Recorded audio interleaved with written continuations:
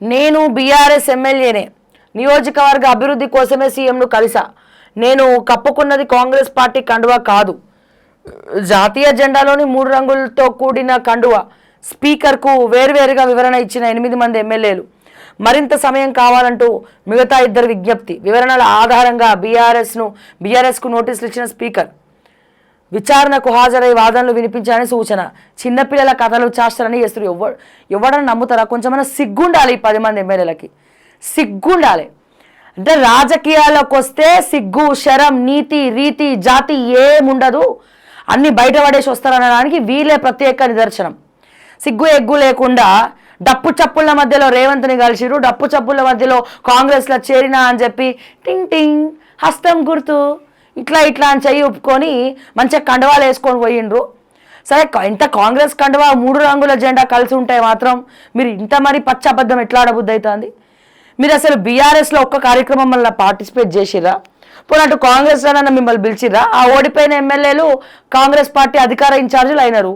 మీ పప్పులు ఉడుకుతలేవు, మీ సాంబార్లు ఉడుకుతలేవు. ఎందుకన్నా అబద్ధపు ప్రచారాలు చేసి మీ సెల్ఫ్ రెస్పెక్ట్ని కూడా కోల్పోతారు. నమ్మేటట్టు ఉందా? పోనీ మీ నియోజకవర్గ ప్రజలన్నా ఒక్కడినంటే ఒక్కడిని చెప్పమనండి, మా అన్న బీఆర్ఎస్ పార్టీయే, మా అన్న కాంగ్రెస్ పార్టీ కాదు అని ఒక్కడిని చెప్పమనండి. నా ముక్కు నేలకు రాస్తా. ఒక్కరిని చెప్పమనండి, మేము బీఆర్ఎస్ పార్టీలోనే ఉన్నాం, మేము కాంగ్రెస్ పార్టీకి పోలే, మేము శుద్ధపూసలం, మేము నీతిమంతులం, కేసీఆర్ మా దేవుడు, రేవంత్ రెడ్డి మా వెన్నుముక్క, అక్కడిదక్కడ ఇక్కడిదిక్కడ, ఏ జుట్టు అందుతే జుట్టు లేకపోతే కాలు.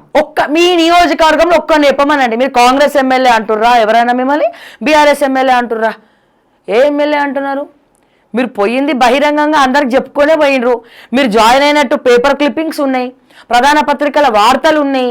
ఇన్ని వార్తలని అవాస్తవాలంటూ కప్పిపుచ్చుకోనికి సిగ్గు అనిపిస్తలేదా కొంచెం కూడా మీకు ఇంత అబద్ధం చెప్పడానికి? బహిరంగంగా ప్రజల మధ్యలో బహిరంగంగా అంటే మీ బతుకులోనే, మీ బతుకులకు సంబంధించిన విషయంలోనే మీరు అబద్ధాలు ఆడుతూ ఉంటే ఇక మరి మీ నియోజకవర్గ ప్రజలను మీరేం కడుపులో పెట్టుకొని కాపాడతారు? మీరేం చూసుకుంటారు? మీ నమ్ముకున్న పార్టీల విషయంలోనే మీరు ఇన్ని అబద్ధాలు ఆడుతుంటే, మీరు ఇన్ని మోసగాళ్ళు, కేటుగాళ్ళక బిహేవ్ చేస్తుంటే, ఆ పార్టీ కాకు ఈ పార్టీ కాక ఎటుగాని పార్టీలో మీరు ఉండిపోతుంటే, ఇక మీ నియోజకవర్గాలకు మీరు చేసిందేం తొక్క?